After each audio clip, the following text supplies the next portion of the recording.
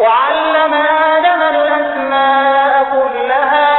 ثم عرضهم على الملائكة فقال أنبئوني بأسماء هؤلاء إن كنتم صادقين۔ اور آدم کو اللہ نے سارے نام سکھا دیے، پھر ان کو فرشتوں کے سامنے پیش کیا اور ان سے کہا اگر تم سچے ہو تو مجھے ان چیزوں کے نام تو بتلاؤ۔ ناموں سے مراد کائنات میں پائی جانے والی چیزوں کے نام، ان کی خاصیتیں اور انسان کو پیش آنے والی مختلف کیفیات کا علم ہے، مثلا بھوک، پیاس، صحت اور بیماری وغیرہ۔ اگرچہ آدم علیہ السلام کو ان چیزوں کی تعلیم دیتے وقت فرشتے بھی موجود تھے، لیکن چونکہ ان کی فطرت میں ان چیزوں کی پوری سمجھ نہیں تھی، اس لیے جب ان کا امتحان لیا گیا تو وہ جواب نہیں دے سکے، اور اس طرح اللہ تعالیٰ نے عملی طور پر انہیں باور کرا دیا کہ جو کام اس نئی مخلوق سے لینا مقصود ہے وہ فرشتے انجام نہیں دے سکتے۔ قالوا سبحانك لا علم لنا إلا ما علمتنا إنك أنت العليم الحكيم۔ وہ بول اٹھے آپ ہی کی ذات پاک ہے، جو کچھ علم آپ نے ہمیں دیا ہے اس کے سوا ہم کچھ نہیں جانتے، حقیقت میں علم و حکمت کے مالک تو صرف آپ ہیں۔ بظاہر ان الفاظ سے یہ معلوم ہوتا ہے کہ نام صرف حضرت آدم علیہ السلام کو سکھائے گئے تھے اور فرشتے اس تعلیم میں شریک نہیں تھے۔ اس صورت میں ان سے ان ناموں کے بارے میں پوچھنا یہ جتانے کے لیے تھا کہ تم میں وہ صلاحیت نہیں رکھی گئی جو آدم علیہ السلام کی تخلیق سے مقصود ہے۔ دوسرا احتمال یہ بھی ہے کہ آدم علیہ السلام کو سکھاتے وقت فرشتے موجود تو تھے، لیکن چونکہ ان میں ان باتوں کو سمجھنے یا یاد رکھنے کی صلاحیت نہیں تھی، اس لیے وہ امتحان کے وقت جواب نہ دے سکے۔ اس صورت میں ان کے جواب کا حاصل یہ ہوگا کہ ہمیں وہی علم حاصل ہو سکتا ہے جو آپ ہمیں دینا چاہیں، اور اس کی صلاحیت ہمارے اندر پیدا کر دیں۔ قال يا آدم أنبئهم بأسمائهم فلما أنبأهم بأسمائهم قال ألم أقل لكم إني أعلم غيب السماوات والأرض وأعلم ما تبدون وما كنتم تكتمون۔ اللہ نے کہا آدم تم ان کو ان چیزوں کے نام بتا دو۔ چنانچہ جب اس نے ان کے نام ان کو بتا دیے تو اللہ نے فرشتوں سے کہا کیا میں نے تم سے نہیں کہا تھا کہ میں آسمانوں اور زمین کے بھید جانتا ہوں، اور جو کچھ تم ظاہر کرتے ہو اور جو کچھ تم چھپاتے ہو مجھے اس سب کا علم ہے۔ وَإِذْ قُلْنَا لِلْمَلَائِكَةِ اسْجُدُوا لِآدَمَ فَسَجَدُوا إِلَّا إِبْلِيسَ أَبَى وَاسْتَكْبَرَ وَكَانَ مِنَ الْكَافِرِينَ۔ اور اس وقت کا تذکرہ سنو جب ہم نے فرشتوں سے کہا کہ آدم کو سجدہ کرو، چنانچہ سب نے سجدہ کیا سوائے ابلیس کے کہ اس نے انکار کیا اور متکبرانہ رویہ اختیار کیا اور کافروں میں شامل ہو گیا۔ فرشتوں کے سامنے آدم علیہ السلام کی عظمت کا عملی مظاہرہ اور ان کے امتحان لینے کے لیے انہیں آدم علیہ السلام کو سجدہ کرنے کا حکم دیا گیا۔ یہ سجدہ عبادت کا نہیں، تعظیم کا سجدہ تھا، جو بعض پچھلی شریعتوں میں جائز تھا۔ بعد میں تعظیم کے لیے بھی اللہ تعالیٰ کے سوا کسی اور کو سجدہ کرنے کی سختی سے ممانعت کر دی گئی تاکہ شرک کا کوئی شائبہ بھی پیدا نہ ہو۔ یہ سجدہ کروانا اس بات کا بھی مظاہرہ تھا کہ فرشتوں کو اس بات کی تلقین کی جا رہی ہے کہ کائنات میں جو چیزیں ان کے اختیار میں دی گئی ہیں وہ انسان کے لیے مسخر کر دی جائیں تاکہ یہ دیکھا جائے کہ وہ ان کو صحیح استعمال کرتا ہے یا غلط۔ گرچہ براہ راست سجدے کا حکم فرشتوں کو دیا گیا تھا، مگر اس میں تمام جاندار مخلوقات بھی شامل تھیں، لہٰذا ابلیس جو جنات میں سے تھا اس پر بھی اس حکم کی تعمیل لازم تھی۔ لیکن جیسا کہ خود قرآن کریم نے دوسری جگہ بیان فرمایا ہے، وہ اللہ تعالیٰ سے کہنے لگا کہ مجھے تو نے آگ سے پیدا کیا اور آدم کو مٹی سے، اس لیے میں اس سے افضل ہوں، میں اسے کیوں سجدہ کروں؟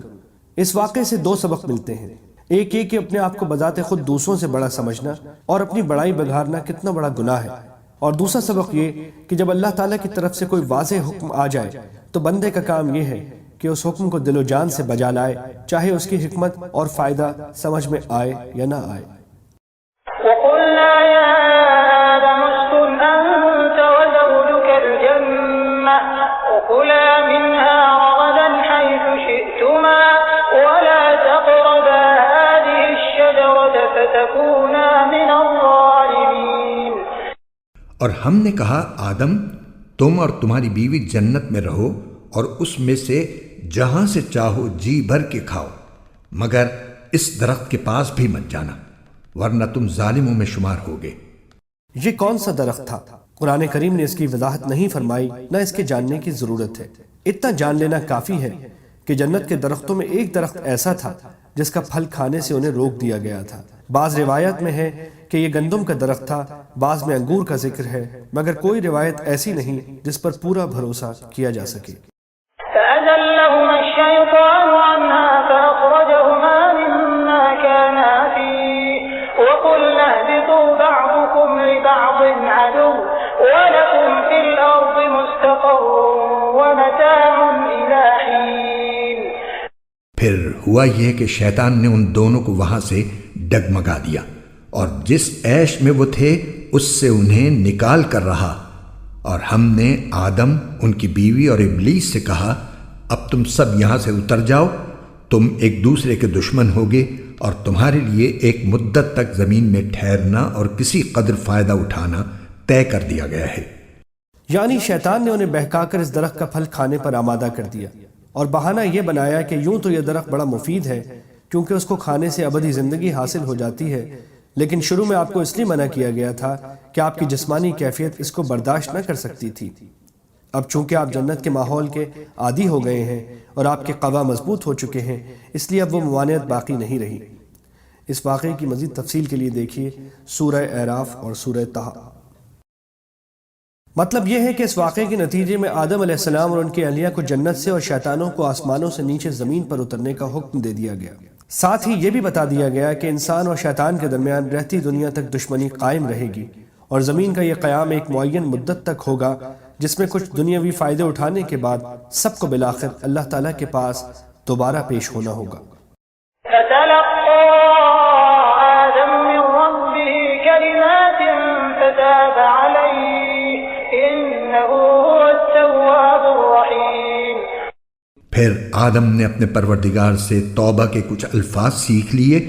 جن کے ذریعے انہوں نے توبہ مانگی، چنانچہ اللہ نے ان کی توبہ قبول کر لی، بے شک وہ بہت معاف کرنے والا بڑا مہربان ہے۔ جب آدم علیہ السلام کو اپنی غلطی کا احساس ہوا تو وہ پریشان ہو گئے، لیکن سمجھ میں نہیں آ رہا تھا کہ اللہ تعالیٰ سے کن الفاظ میں معافی مانگے، اس لیے زبان سے کچھ نکل نہیں رہا تھا۔ اللہ تعالیٰ نے جو دلوں کے حال سے بھی خوب واقف ہیں اور رحیم و کریم بھی ہیں، ان کی اس کیفیت کے پیش نظر خود ہی ان کو توبہ کے الفاظ سکھائے جو سورہ اعراف میں مذکور ہیں۔ قال ربنا ظلمنا انفسنا وان لم تغفر لنا وترحمنا لنکونن من الخاسرین، یعنی اے ہمارے پروردگار، ہم اپنی جانوں پر ظلم کر گزرے ہیں اور اگر آپ نے ہمیں معاف نہ فرمایا اور ہم پر رحم نہ کیا تو ہم برباد ہو جائیں گے۔ اس طرح اللہ تعالیٰ نے زمین پر بھیجنے سے پہلے انسان کو یہ تعلیم دے دی کہ جب کبھی نفسانی خواہشات یا شیطان کے بہکاوے میں آ کر اس سے کوئی گناہ سرزد ہو جائے تو اسے فوراً اللہ تعالیٰ سے توبہ کرنی چاہیے، اور اگرچہ توبہ کے لیے کوئی خاص الفاظ لازمی نہیں ہیں بلکہ وہ ہر جملہ جس میں اپنے کیے پر ندامت اور آئندہ گناہ نہ کرنے کا ارادہ شامل ہو اس کے ذریعے توبہ ممکن ہے، لیکن چونکہ یہ الفاظ خود اللہ تعالیٰ کے سکھائے ہوئے ہیں اس لیے ان الفاظ میں توبہ کرنے سے قبولیت کی زیادہ امید ہے۔ یہاں یہ بات بھی سمجھنے کی ہے کہ جیسا پیچھے آیت 30 سے واضح ہوتا ہے، اللہ تعالیٰ نے شروع ہی سے آدم علیہ السلام کو زمین پر اپنا نائب بنا کر بھیجنے کے لیے پیدا فرمایا تھا، لیکن زمین پر بھیجنے سے پہلے انہیں جنت میں رکھنے اور اس کے بعد کے واقعات کا تکوینی مقصد بظاہر یہ تھا کہ ایک طرف حضرت آدم علیہ السلام جنت کی نعمتوں کا خود تجربہ کر کے دیکھ لیں کہ ان کی اصل منزل کیا ہے، اور زمین پر پہنچنے کے بعد اس منزل کے حصول میں کس قسم کی رکاوٹیں پیش آ سکتی ہیں اور ان سے نجات پانے کا کیا طریقہ ہوگا۔ چونکہ فرشتوں کے مقابلے میں انسان کا امتیاز ہی یہ تھا کہ اس میں اچھائی اور برائی دونوں کی صلاحیت رکھی گئی تھی، اس لیے ضروری تھا کہ اسے زمین پر بھیجنے سے پہلے ایسے تجربے سے گزارا جائے۔ پیغمبر چونکہ معصوم ہوتے ہیں اور ان سے کوئی گناہ سرزد نہیں ہو سکتا، اس لیے آدم علیہ السلام کی یہ غلطی در حقیقت اجتہادی غلطی، بونافائیڈ مسٹیک تھی، یعنی سوچ کی یہ غلطی کہ اللہ تعالیٰ کے حکم شیطان کے بہکانے سے خاص وقت تک محدود سمجھ لیا، ورنہ اللہ تعالیٰ کی کھلی نافرمانی کا ہرگز ان سے تصور نہیں کیا جا سکتا۔ تاہم چونکہ یہ قصور بھی ایک پیغمبر کے شایان شان نہ تھا، اس لیے اسے بعض آیات میں گناہ یا حکم عدولی سے تعبیر کیا گیا ہے اور اس پر توبہ کی تلقین فرمائی گئی ہے۔ ساتھ ہی زیر نظر آیت میں بھی یہ واضح کر دیا گیا کہ اللہ تعالیٰ نے ان کی توبہ قبول فرما لی، اور اس طرح اس عیسائی عقیدے کی تردید فرما دی گئی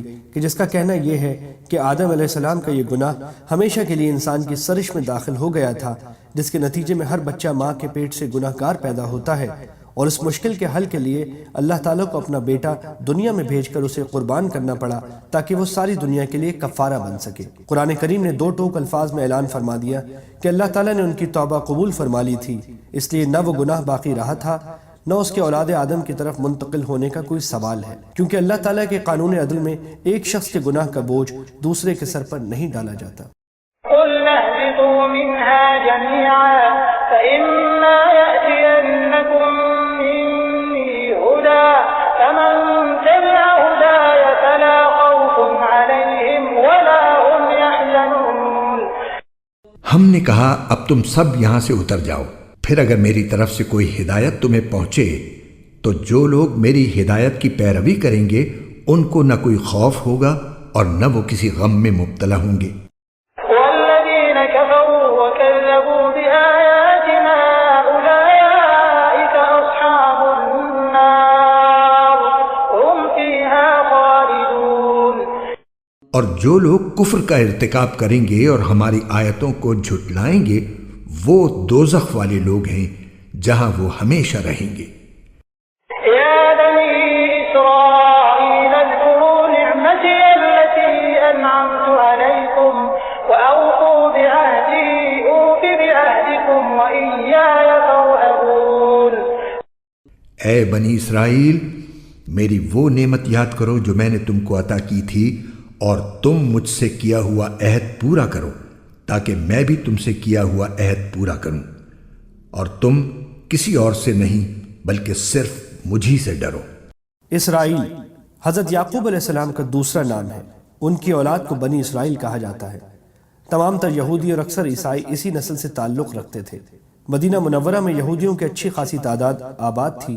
اور رسول اکرم صلی اللہ علیہ وسلم نے مدینہ منورہ پہنچنے کے بعد نہ صرف ان کو اسلام کی دعوت دی تھی بلکہ ان سے امن کا معاہدہ بھی فرمایا تھا۔ لہٰذا اس مدنی صورت میں زیر نظر آیت سے آیت 143 تک مسلسل بنی اسرائیل کا تذکرہ ہے، جس میں انہیں اسلام کی دعوت بھی دی گئی ہے اور ان کو نصیحت کرنے کے ساتھ ان کی بدعنوانیوں پر متنبہ بھی کیا گیا ہے۔ شروع میں ان کو یاد دلایا گیا ہے کہ اللہ تعالیٰ نے ان پر کیسے کیسے انعامات فرمائے تھے۔ اس کا تقاضا یہ تھا کہ وہ اللہ تعالیٰ کے شکر گزار ہو کر اس عہد کو پورا کرتے جو اللہ تعالیٰ نے ان سے لیا تھا کہ وہ تورات پر ٹھیک ٹھیک عمل کریں گے اور اللہ کے بھیجے ہوئے ہر نبی پر ایمان لائیں گے۔ لیکن انہوں نے تورات پر عمل کرنے کے بجائے اس کی من مانی تعویلیں شروع کر دیں اور اس کے احکام کو بدل ڈالا۔ چونکہ اس طرز عمل کی ایک وجہ یہ بھی تھی کہ حق کو قبول کرنے کی صورت میں انہیں اپنے ہم مذہب لوگوں کا ڈر تھا کہ کہیں وہ ان سے بدظن نہ ہو جائے، اس لیے ان دو آیتوں کے آخر میں فرمایا گیا ہے کہ مخلوق سے ڈرنے کے بجائے انہیں اللہ سے ڈرنا چاہیے اور اللہ کے سوا کسی کا خوف دل میں نہیں رکھنا چاہیے۔